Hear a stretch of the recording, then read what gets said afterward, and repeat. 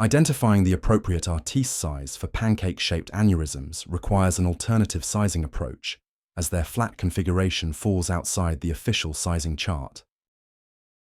In the following case, we demonstrate a new sizing strategy focused on height preservation to optimize device selection for a ruptured ACOM aneurysm.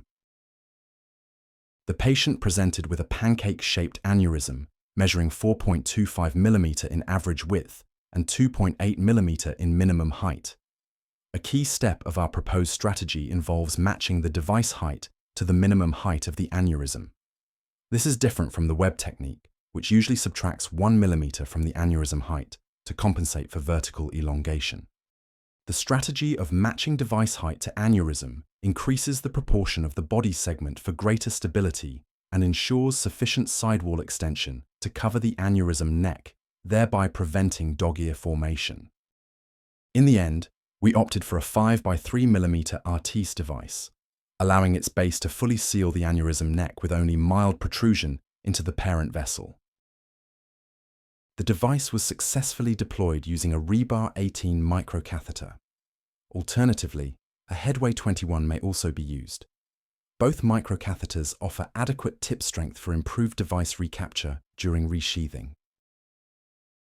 When navigating the Artisse device through the tortuous internal carotid artery, it is important to maintain tension within the catheter system to prevent its tip from slipping back into the A1 segment.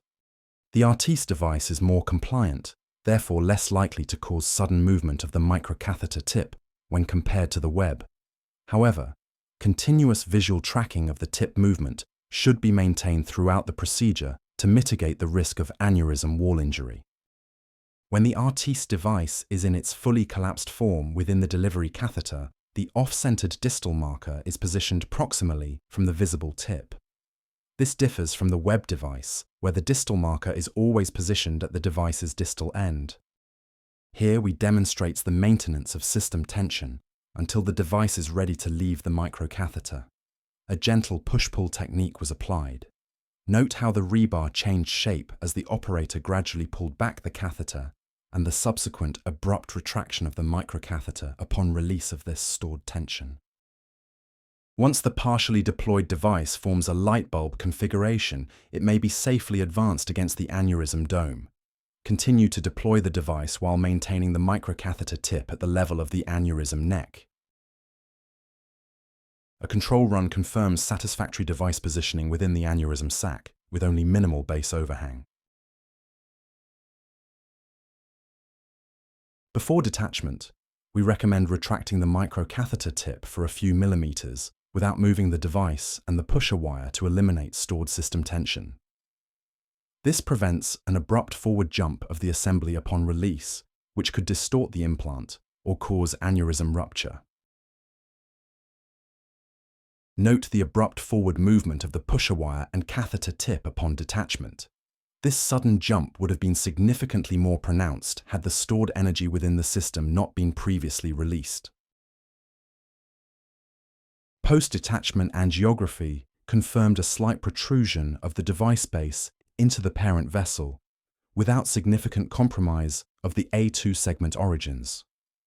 To evaluate for potential thrombus formation, a delayed 5-minute angiographic run was performed and no clot was identified around the device base. In this scenario, it is considered safe to maintain the device position with the patient on a short course of aspirin therapy following the procedure. Our proposed sizing strategy aims to improve neck coverage by selecting a device height that matches the aneurysm's height. This approach increases the proportion of the cylindrical body segment to compensate for the V-shaped base and mitigate dog ear formation. As a result, a 5 by 3 Artisse device was selected for this case, whereas for a web, a 5 by 2 mm device would typically be chosen. The key message is to select a device with a height identical to the aneurysm's minimum height and adjust the width to achieve adequate lateral compression. The so-called +1 - 0 approach can be used for wider than tall aneurysms, which are not currently covered by the official sizing guidelines.